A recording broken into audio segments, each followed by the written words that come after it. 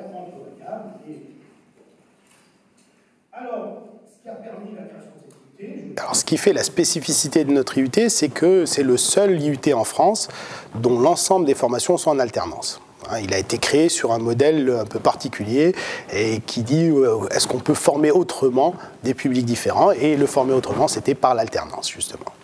L'objectif de l'université lors de la création de cette IUT était vraiment de se dire est-ce qu'on peut traiter, alors il y avait des taux d'échec importants en première année dans les cycles licence, l'idée c'est de dire mais qu'est-ce qu'on fait de tous ces jeunes qui ne réussissent pas, est-ce qu'il n'y a pas un moyen de les faire réussir dans le supérieur, mais sur des formations plus courtes et professionnalisantes. Et voilà, l'IUT avait, de leur point de vue, ce sens-là, quoi.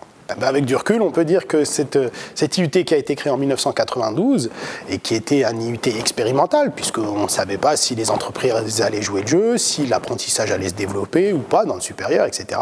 Aujourd'hui, on peut dire, plus de 20 ans après, que oui, que c'est une réussite. Et ce qui nous semble important, c'est de pouvoir aussi transmettre un petit peu, de partager notre expérience sur ces thématiques-là et de faire en sorte que oui, que d'autres puissent aussi développer l'alternance.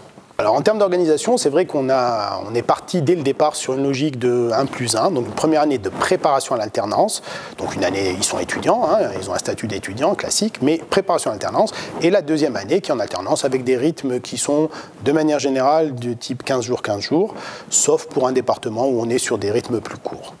Pour moi, l'avantage, c'est que réellement, ça permet à des jeunes, je vais me répéter, mais des jeunes qui ont un début de projet, qui ne savent pas bien où aller, finalement, ça leur permet de créer un cadre qui va leur permettre de s'insérer professionnellement, de grandir en maturité, d'apprendre des choses. Voilà. Et alors que sur les bancs de l'école, ils ont peut-être un peu plus de mal, qu'on va dire. Hein. Alors évidemment, il faut qu'ils aient un niveau académique suffisant, mais derrière, ce type de formation, ça permet aux jeunes de gagner en maturité, en professionnalisme, en un mot.